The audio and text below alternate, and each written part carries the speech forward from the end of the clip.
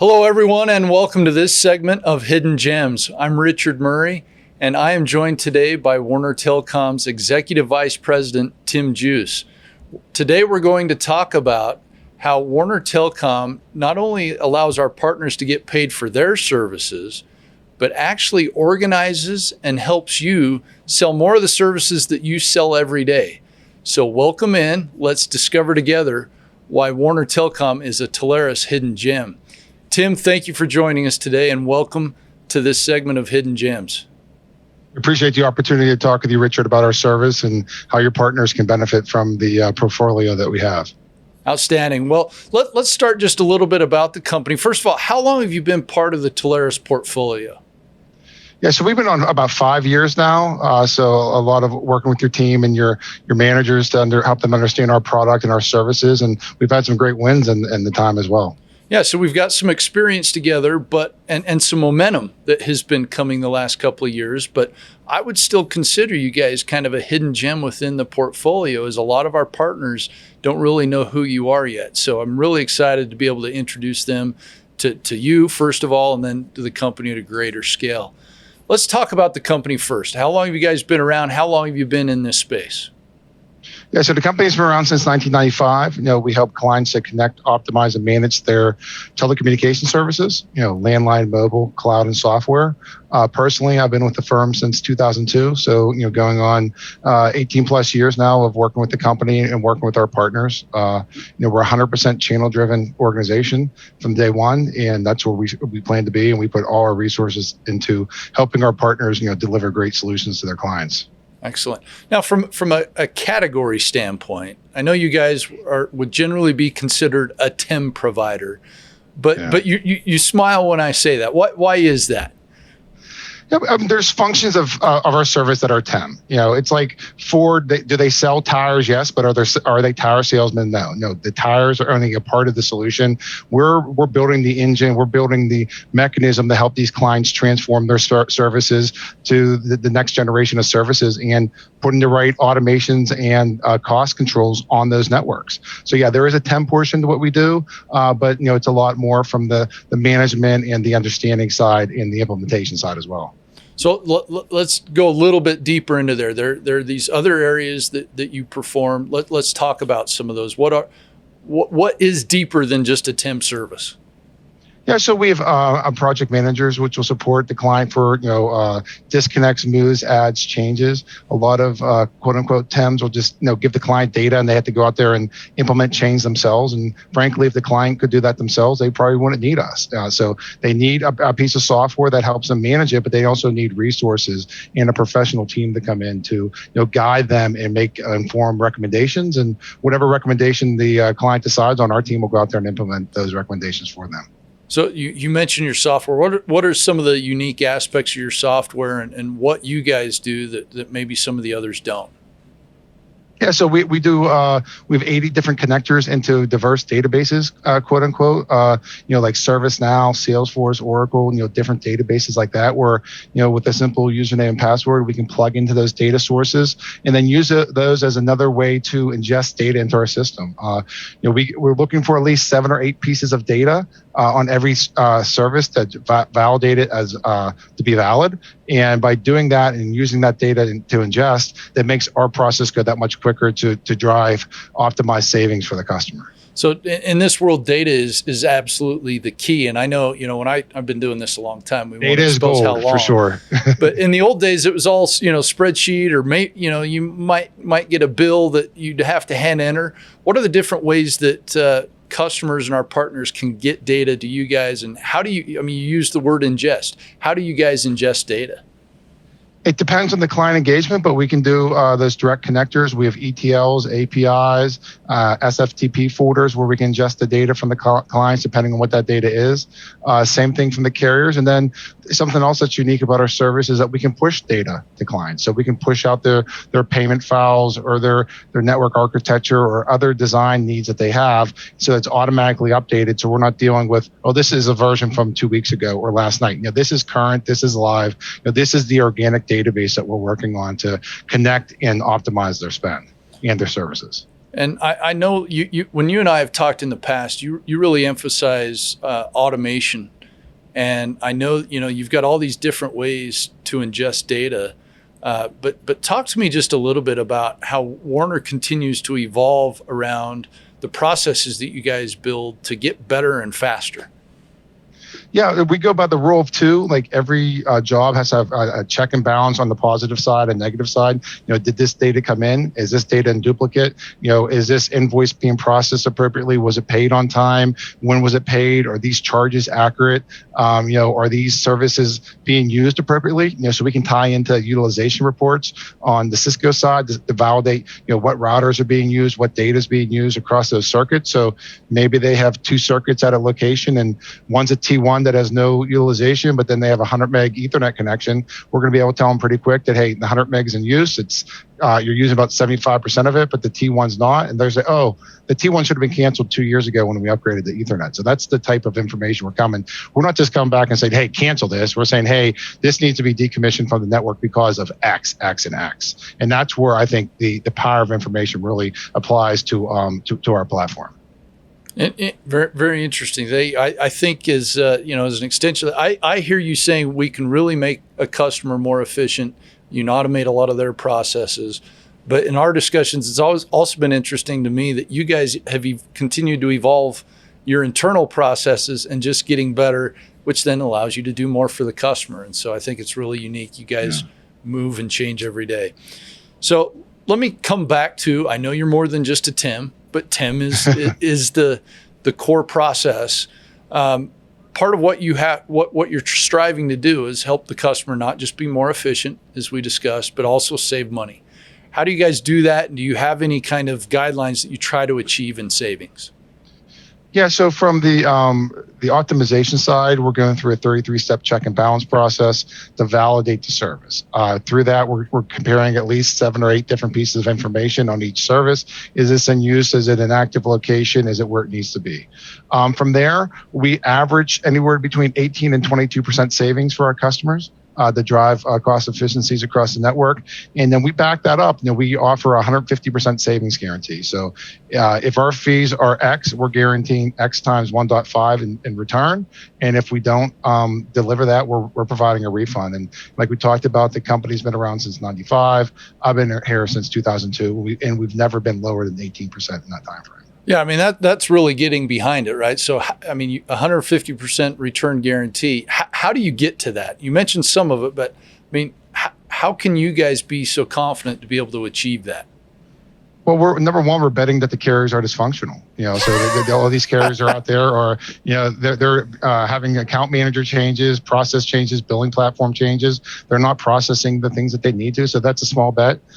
Two, part of the bet is that the client might not have everything together. Maybe they've had mergers or acquisitions, and there's new management, and they don't know what they have, and they need someone to come in to optimize that, validate that, and then give a set of recommendations. So it's been a winning bet the last 18 years, at least while I've been here, and it's I don't see that bet changing with all the change that's going on in the marketplace with different technologies and different network services that are out there. Yeah, so with companies that are growing or acquisitions, they may have circuits or different phone lines or 800 numbers that they're no longer using. How do you guys identify those?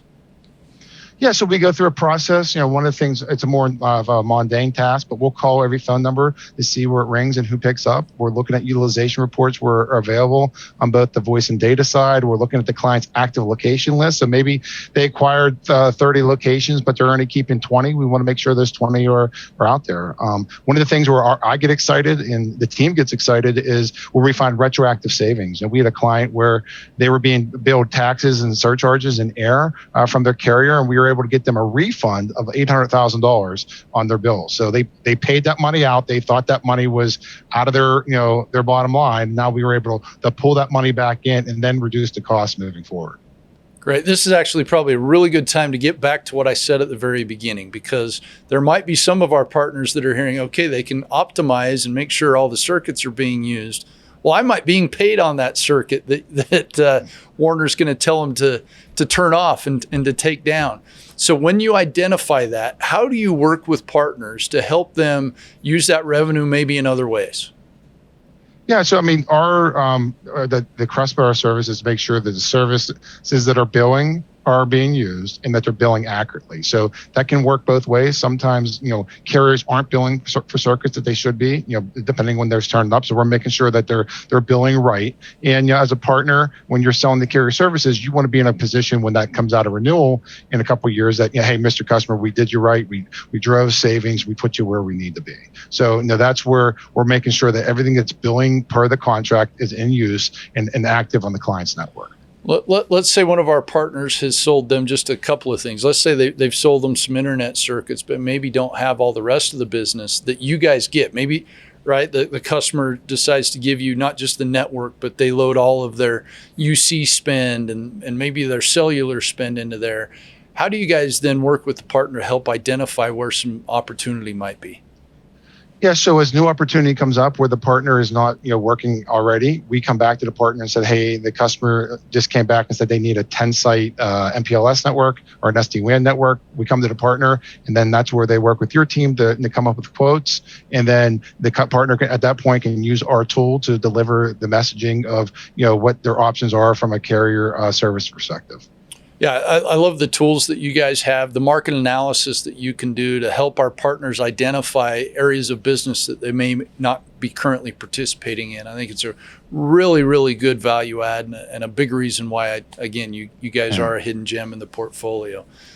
So with that market analysis, to me, it's like, do you want to sell these multi-million-dollar networks on a piece of an Excel spreadsheet, or do you want to deliver it via a cloud-based solution where they can interact with the data? You don't have to worry about version control and things like that.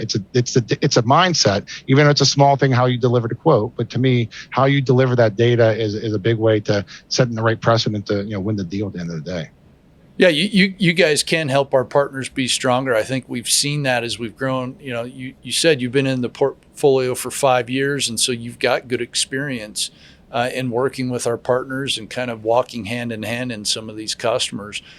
Let's talk to our partners today that are watching just a little bit about some of the successes that we've had today and give them, a picture in their mind of how and when they should engage you. Yeah, if you're dealing with a client who's had a lot of change from the network side, from the management side, a lot of acquisitions, mergers, who just don't know what they have, that's a great opportunity for us. Clients looking for process automation, so we do a lot of process automation around the legacy TEM side, where we're helping clients be more efficient. We just had a client that spends about $1 million a month tell us it was taking them between 7 to 10 days a month to do their payment files. Now with our software, that's happening within 10 minutes. That's a huge swing for them from an efficiency side and from a labor side to managing that. And number one, it's right. Number two, it's done with a lot less stress than they used to have to deal with when they did it manually in spreadsheets, in Word, or however they managed that previously.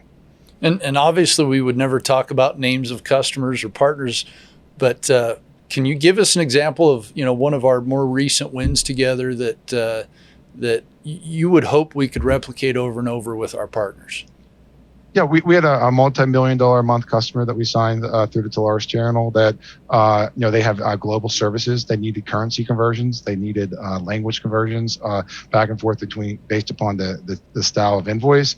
They were looking to do a migration to another provider. They were looking for project management support, the payment files.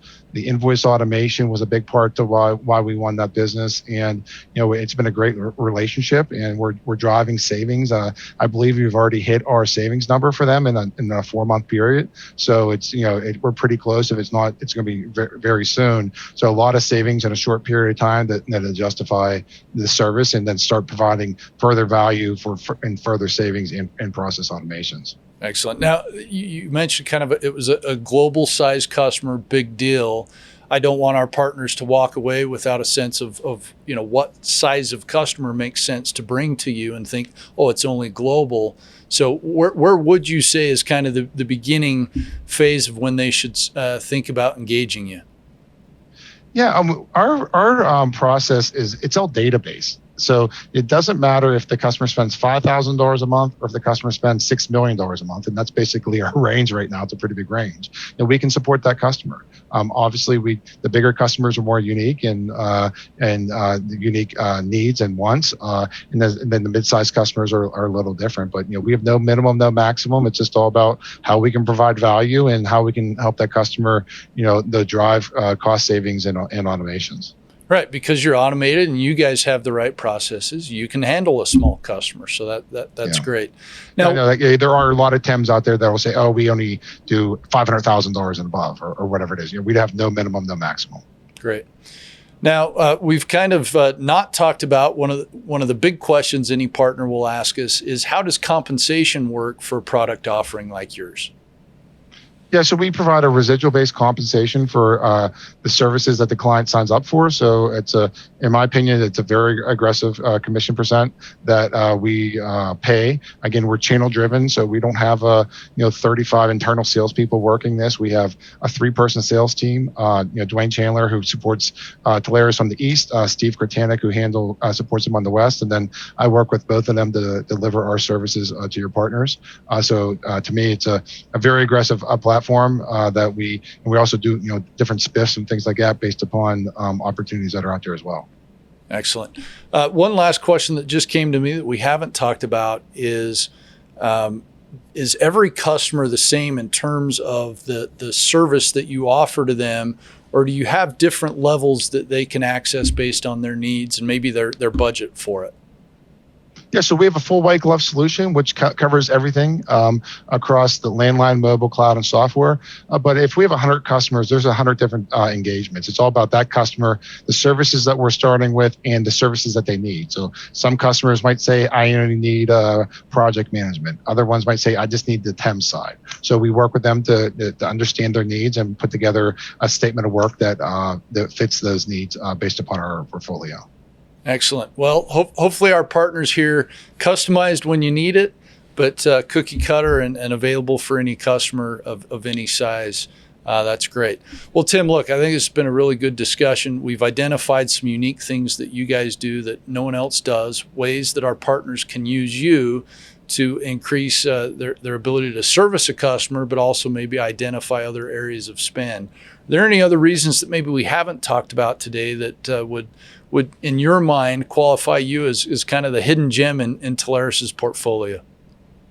I think one of the things that kind of gets lost with all the software and the people is that we truly, are vested with these customers in driving savings. Our people get excited. We're excited when we find savings. That $800,000 savings, I think we had a party for 2 days internally just to celebrate that win for our customers. So those are things that I think makes us different. It's not just a numbers in, numbers out. There's care, there's want, there's a nature of driving savings and driving efficiencies for our customers that we truly care. I mean, that's to me is one of the biggest differentiators that we have is that drive from our team. And that starts at the top and it goes right to every member of our team. Well, I would agree. Great service. Yes, you have to have that, but delivered by an incredible team. You guys have a great culture. You're a pleasure to do business with. And I just want to thank our special guest, Tim Joos, here with Warner Telecom. That's all that we have for this episode of Hidden Gems. Have a great week, everybody.